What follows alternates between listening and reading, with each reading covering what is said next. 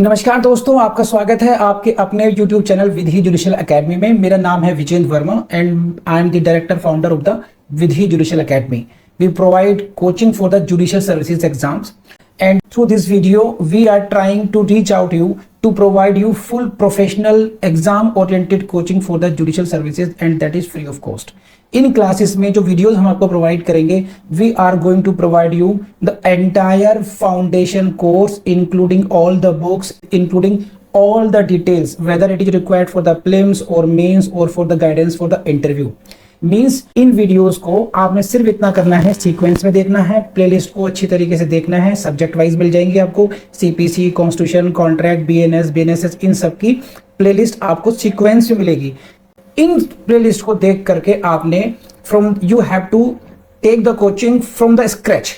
First video से लेके last video तक आपने करना है। उन्हीं वीडियोस में आपको गाइड किया गया है कि किस तरीके से आप किसी को कोई सा particular provision, section, sub section उसको प्रीलिम्स के लिए पढ़ना है क्या, मेंस के लिए पढ़ना है क्या, और उसके किस तरीके से नोट्स करने चाहिए, कैसे आपको रिवीजन करना चाहिए। इन्हीं वीडियोस में डिटेल में गाइडेंस आपको मिलेगी। तो प्लीज आपसे ये रिक्वेस्ट है, आप ये ना समझें कि यूट्यूब में फ्री में दिया गया है तो फिर ऐसे ही होगा। ये वो प्रोफेशनल कोर्स है जिसके लिए हम लोग अच्छी खासी हाई फीस लेते आए हैं स्टूडेंट से, लेकिन एक टाइम आता है इंसान को समाज के लिए भी करना चाहिए, और उसी इंटेंशन के साथ में we are providing you the entire course free through the YouTube channel Vidhi Judicial Academy. तो प्लीज हर वीडियो की जो थंबनेल है उसको देख करके आपको आइडिया लग जाएगा कि इसका सब्जेक्ट क्या होने वाला है। कुछ टॉपिक्स ऐसे होते हैं जिनको एक लेक्चर में कवर नहीं किया सकता, तो उसमें लेक्चर नंबर 1, 2, 3 सीक्वेंस से मिलेगा। प्लीज उस तरीके से देख लीजिएगा, और नोट्स आपको अपडेटेड मिलेंगे, उसके लिए कहीं जाने की जरूरत नहीं है। नोट्स का जो लिंक मिलेगा आपको डिस्क्रिप्शन बॉक्स में मिल जाएगा आपको। And thank you very much, wish you all the best. So let's start with the class order 6 and please note down order 6, 7 and 8. Order 6, 7 and 8. These three orders are very important for your prelims and mains as far as the CPC is concerned. Three orders, very interesting and foundational orders, you can say. Basic understanding of these three orders is very important for you. Very important for your prelims, mains and interview as well. ठीक है, चलिए start करते हैं। तो very first question will come from the heading itself कि order 6 belongs to what, pleadings. This is the first question in prelims कि which order deals with the pleadings. तो this is what, order 6। Now please see this, come to the rule 1। Pleading shall mean plaint or written statement. What is plaint or written statement? This simple line, and again you can see the prelims question in your exam from this line itself, and this is the question. This pleading means plaint or rejoinder, plaint or written statement. Madhya Pradesh Judicial Services Exam 2015. This question from the very first rule itself. तो just एक line याद रखनी है आप लोगों ने। plaint means what? Sorry, pleading means what? Plaint or written statement. Next देखिए, pleading has been defined in now order 6 rule 1. तो if you have not read this provision, अगर ये पढ़ा नहीं है आपने तो आपको ऐसा लगेगा कि पता नहीं, जैसे उसने आपकी किडनी मांग ली हो। पहले ऑर्डर बताओ फिर रूल भी बताऊं मैं, है ना। ऑर्डर 6 याद कर लिया था, अब रूल भी पूछोगे, ये कोई बात हुई। But not every rule is so important. There are few selected rules out of so many rules which you should remember by number and try to understand. जैसे order 21, there are about 106 rules. So you need not to remember all the rules. You need not to remember all the rules in order 6 itself. But some rules are very important for which you should remember their number as well, and among them this is rule 1 of order 6 as well.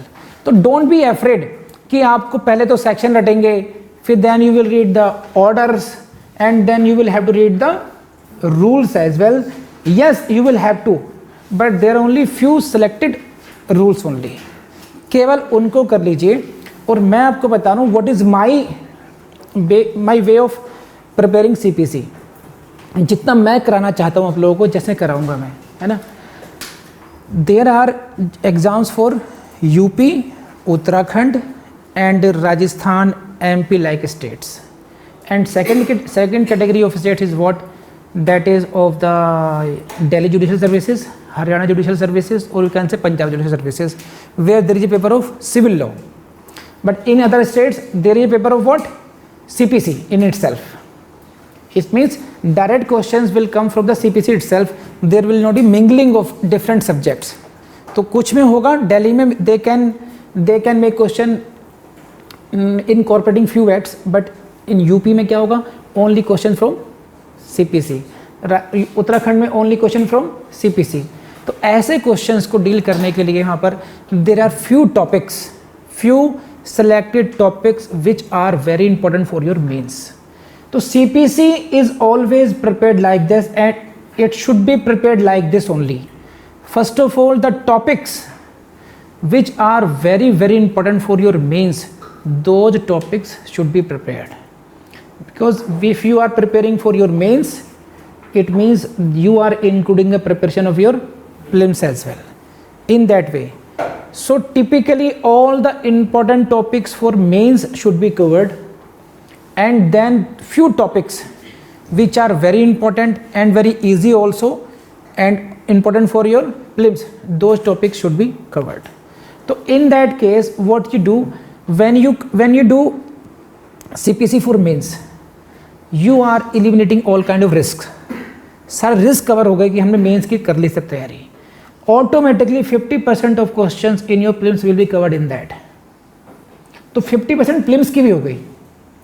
Then जो selected pockets हैं prelims की, that can be prepared in that way.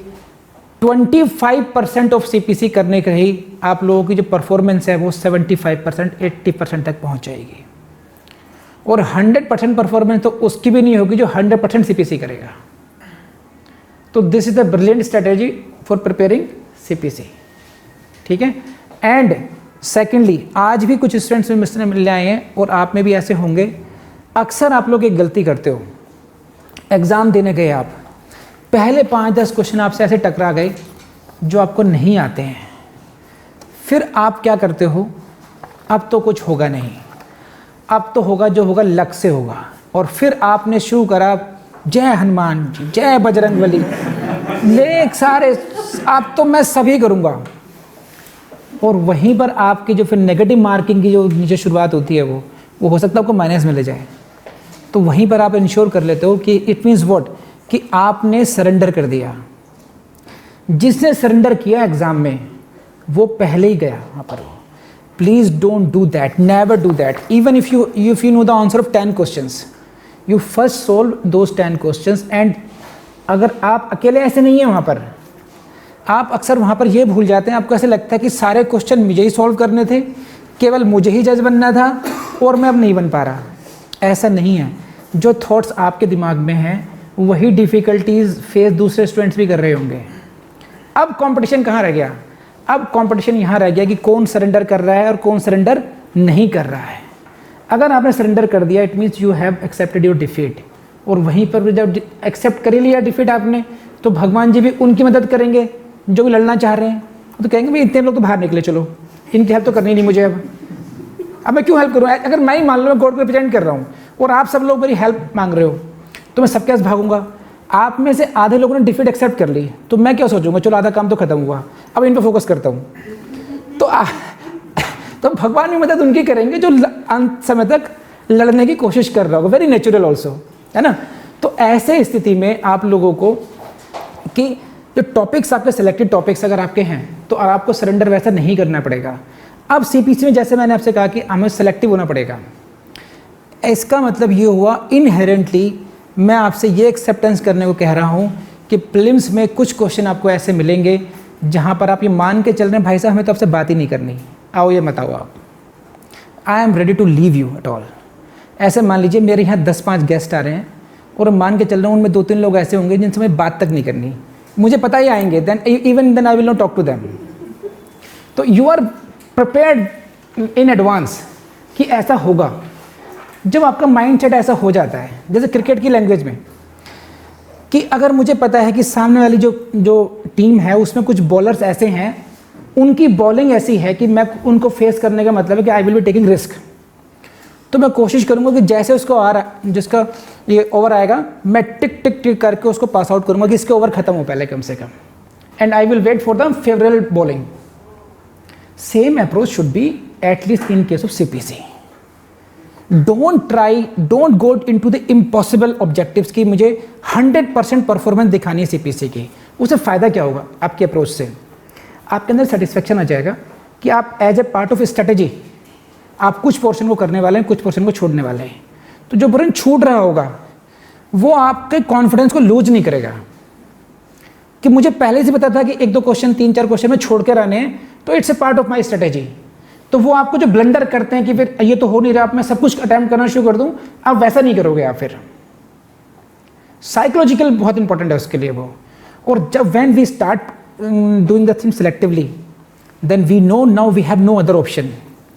We will have to excel in those selected pockets only. Then you should perform 100% in those selected pockets, and at the end of the day you will be the winner. The person who is trying to do everything in CPC will lose at last. So please be generous, be little bit less greedy. Don't try to do all the questions. Be prepared that you are going to lose 1 or 2, 3 questions consciously, and you are preparing for the 90% of the syllabus. If you are preparing for 90% of the syllabus, you will do it more than 90% then. ठीक है? And never try to surrender in the exam. Try to figure out, if you don't know the question answers, whether you don't know it absolutely or you are confused between 1 or 2 options. हमेशा try कीजिए, exclude कीजिए. एक question आप कैसे होंगे जिन्हें आपको पता ही नहीं है ये क्वेश्चन आया कहाँ से, you don't have any, you leave it. But there are questions where you know C and D are not options and competition is only A and between A and B. So 50% chances are that you can solve it correctly also. Take risk of only of those questions. Don't try to attempt this, that. ऐसे short मत खेलिए इस तरीके से. ठीक है? तो section ये ऑर्डर 6 जो है ये, it is one of that selected pockets you will have to do wholeheartedly, and 100% performance should be from at least order 6. So what should be your commitment to yourself? I will not leave even a single question from order 6. Getting point? So this is your second question. This pleading has been defined under order. So they have asked you the order and the rule number. So order 6, rule 1. Again see. Under CPC, pleading means, again meaning of pleadings. And this is again pleading means. So from the rule number 1, you are expecting questions whether on the number of rule or what do you mean by the pleadings, meaning of pleadings. So there are 2 words now here, plaint or written statement. So now you need to understand what do you mean by the plaint and what do you mean by the written statement. Although some of you know, but let's understand this. The one-liner answer is what? Plaint is the plaintiff's pleading. This is the pleading of plaintiff, in which plaintiff sets out his cause of action and all necessary particulars. In the plaintiff will explain everything. This is my case, this is the cause of action, why I am bringing this case, and what kind of relief I am seeking from this court. So this is what? Cause of action. Sets out his cause of action. Question may come from you, maybe ask, what do you mean the plaint? Plaint is the plaintiff's pleading. कर लेंगे? Very simple. Similarly is the written statement. Written statement is the defendant's pleading. This is very simple. Now in which what is dealing? He deals with every material fact alleged by the plaintiff in the plaint. This is very important. See, in case of plaint, plaintiff need not to imagine what the defendant will say. Plaintiff sets out his case only. है कि नहीं है कि this is my case, I am the owner of this property and defendant is the tenant and he has not been paying the rent on this, such and such amount has become due. I sent him notice but he did not reply, he did not pay, whatever he will say. But in the written statement, written statements can be divided into 2 parts mainly. in the very first part, defendant deals with every material fact alleged by the plaintiff. He deals whatever has been said by the plaintiff in his plaint, that is to be answered by the defendant. What he have to say, whether he accepts it, whether he denies it, or whether he wants to say something else. So because plaint is drafted in paragraphs, so reply your paragraph, reply paragraph 5 denied, it is pertinent to say this. So defendant will deny or accept the contentions of the plaintiff, and then he is free to add on something whatever he want to say regarding that. So it is very important, he will have to deal with the every material fact in that case, and if he wants to say any new facts which are in his favor, that those facts also can be added by the defendant. So this is defendant is what? Sorry, a written statement is what? Defendant's pleading. Plaint is what? Plaintiff's pleading. Now, next, see this. Where the defendant in his written statement pleads a set off, the plaintiff may file his written statement thereto. Now there are two, the term is set off. Where the defendant pleads a set off, what do you mean by the set off? Please raise hand अगर लोगों को आता हो. कितने लोगों को आता है set off का मीनिंग? तो कुछ को नहीं आता set off का मीनिंग. set off का मीनिंग समझ लीजिए. set off का मीनिंग ये समझ लीजिए आसान भाषा में, अगर प्लेंटिफ ये कहता है कि मेरे आप पर 10 लाख रुपए निकल रहे हैं डिफेंडेंट के पास, डिफेंडेंट ने अगर ये कहा कि पहली बात तो इसके 10 लाख निकल नहीं रहे, निकलते भी हैं तो 4 लाख मेरे भी निकल रहे हैं, तो 4 लाख का जो सेट ऑफ 4 है वो इसे कहते हैं प्लीडिंग सेट ऑफ, कि दिस में बी एडजस्टेड. समझ मेरी बात? तो this is what set of.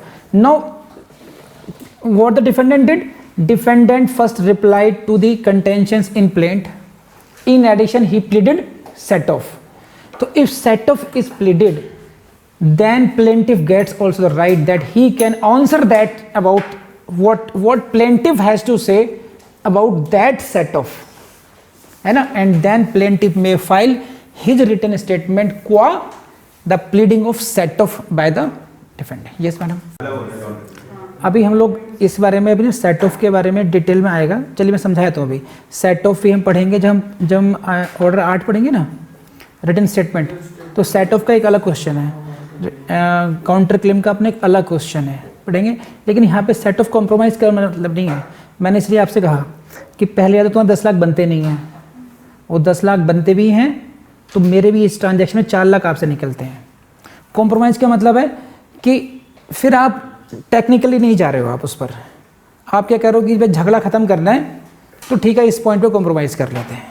Set of यहाँ पर आपको set off, in case of set off defendant will have to prove his case technically and plaintiff will have to. हो सकता है कि प्लेंटिफ अपना ना कर पाए सेट ऑफ में, मैं डिफेंडेंट अपना क्लेम कर दे उसमें पूरा वो. In compromise you are living all technicalities and then coming to a settlement for and buying your peace of mind. When you are pleading set off, you want that his claim should not be to that extent. The plaintiff is claiming, rather I also have to something say in that case, that amount should be adjusted against his claim. So there is a difference between the compromise and this set off. Okay, the only thing common is this, that if he has something to say in this regard, I have also something to say. This is not 100% his right and not I am 100% right. There is something 1%, 10%, 50%, something has to be adjusted qua each others, but both parties have to prove their contentions. In case of compromise, you are not proving anything, you are coming to a peaceful settlement, compromising. Got it or not? चलिए शुरू कर, बढ़ाया गया madam, solve करें नहीं आपकी, बढ़ा गए. Please next. See, sometimes it may also happen that defendant after filing his written statement may file an additional written statement that can be filed, and that is with the leave of the court ki I have to pay something, I have to say something more. Then in that case also additional written statement can be filed, and that is now. But what is important, that why it is necessary that plaint and written statement should come. Objective क्या है इसका, what is the objective of pleadings, filing the pleadings, कि plaint file करो, written statement file करो. See in that case, in criminal cases what happens, you just file a complaint or report the matter to the police, then police comes with the charge sheet and the defense is never come before you. Defense never say, gives you the defenses कि I will defend my case in this way. There is only one way traffic. Complaint has been filed either in the court directly or you got the case registered, FIR is registered, then the case is investigated, charge sheet is filed, court take cognizance and trial begins. है कि नहीं है? वहाँ पर ऐसा नहीं है criminal cases में. In case of civil cases, in civil cases what is the procedure, you will have to file the plaint, then the defendant will file the written statement and as per need there may be subsequent pleadings as well. तो more what is important question है, what is the need for this. In case, in technically we can say what is the object of the pleadings and the you can see question in your prelims upon this basic concept of the object of pleadings. What is the object of pleadings? If you understand this, you may solve one question in the prelims as well. From this also, what is this? The object of pleadings is what? To ascertain the real disputes. To ascertain the real disputes or to narrow down the area of conflict and to see where the two sides differ. समझ रहे हैं बात ये? Say, plaintiff is before you as a court. Plaintiff is what? Case of plaintiff. Written statement is before you now. This is what? Case of written statement. Then after going through these two pleadings, plaint as well as written statement, you come to know where those parties are differing. What is the point of difference between these two? Suppose difference is what the suit is regarding for the possession of property, mean profit of the property and declaration of the title. Three reliefs have been demanded by the plaintiff that court may declare the title in my favor. Court मेरे favour में title को declare कर दे. एक possession मुझे दिलाया जाए और इस पर जो मीन प्रॉफिट हो सकते थे वो मुझे दिलाया जाए. सही है, because defendant is the trespasser in this case. Got it. Now what the defendant says, या ऐसे मान लीजिए कि नहीं, ऐसे इसी भी चलते हैं कि डिफेंडेंट क्या कहता है कि no, I am the tenant, I am not the trespasser. I have been paying rent regularly, so there is no case of arrears on my part and there is no case of mean profits. Now if these two documents are before me as a court, मेरे सामने plaint है और मेरे सामने written statement है. Now point of difference क्या हुआ, case किस बात पे लड़ा जाएगा. Basically in these plaints there will be so many other things written that I am this, I am a citizen, I am this, there will be so many things, but areas of conflict क्या निकल के आएंगे. Whether the property belongs to plaintiff, whether the plaintiff is owner of the property, whether the defendant is in the possession as in the capacity of tenant, whether the tenant has been paying regularly the rent, whether he is the trespasser. These are the real areas of conflict in this case, and this purpose of coming to these differences served by the plaint and the written statement. So by going through these two documents, plaint and the written statement, court comes to the conclusion that where the two sides differ, where do they differ. Suppose imagine कीजिए second case.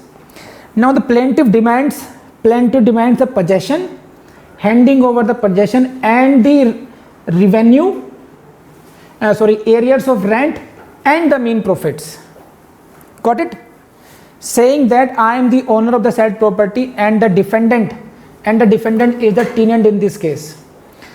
Claim किया कि plaintiff ने कि मैं इस property का मालिक हूँ, जो डिफेंडेंट है वो इसका टेनेंट है, वो इसका रेंट रेगुलरली नहीं दे रहा है, उसका एरियर्स होते जा रहे हैं, उस पर इंटरेस्ट मिलना चाहिए था, ये सारे उससे मीन प्रॉफिट्स के रूप में भी दिलाए जाए इससे.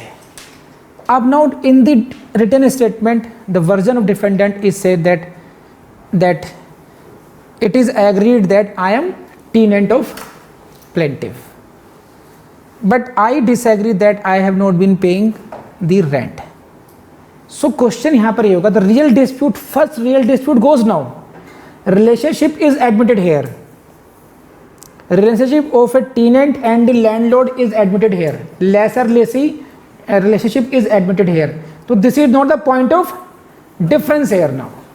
This is determined from the pleadings कि what is the real dispute.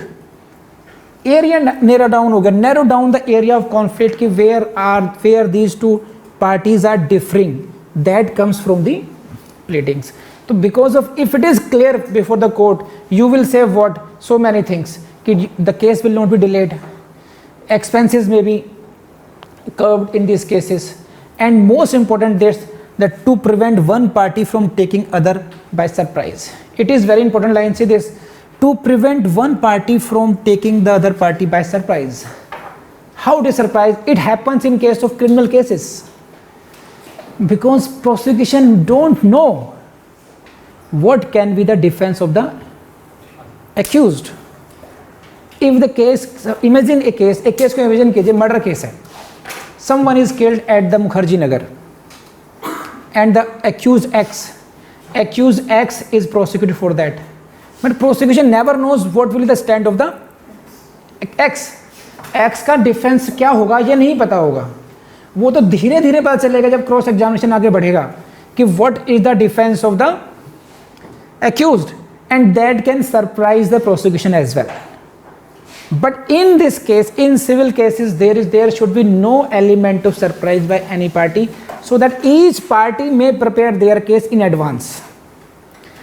By going through plaint, defendant will come to know कि what is the real demand of the plaintiff, what he is demanding from me, and from the written statement plaintiff will come to know कि what he is saying in his defense, what is his counter claim, what are claims for set of, how he is denying my allegations. तो ये black and white के रूप में आपके सामने आ जाती है चीजें ये, and this is the objective of the pleadings. And question can be like this, which of the following, लिखना चाहे तो लिख लीजिए, which of the following is not the objective of the pleadings. Which of the following is not the objective of the pleadings? Option A, to ascertain real dispute. Option B, to narrow down the area of conflict. Option C, to see where the two sides differ. And option fourth, to ensure that one party surprise the other during trial. Answer is D. मैंने कहा था which is note. So 3 are this. So like this, you can see it from this slide. You can expect one question. So what are the objectives and what are not? So please try to understand. कर लेंगे नहीं कर लेंगे आप. And in this case, आपकी case की भूख मिटाने के लिए Ganesh trading company versus Mojiram. Sir case लाओ, सर केस लाओ. तो ये लो केस लाओ. Ganesh trading company versus Mojiram. Supreme court observe what I have given you in notes. जो एक्सप्लेन किया वही सुप्रीम कोर्ट ने कहा है आपको कि केस का नाम क्या है, Ganesh trading company versus Mojiram. Second case is what, Virendra Kashinath versus Vinayak N Joshi. Virendra Kashinath versus Vinayak N Joshi. Again वही same. The supreme court stated object of rule is two fold, first and second same repetition है. I am not going to explain it. इसलिए समझ में आई आपको बात नहीं है?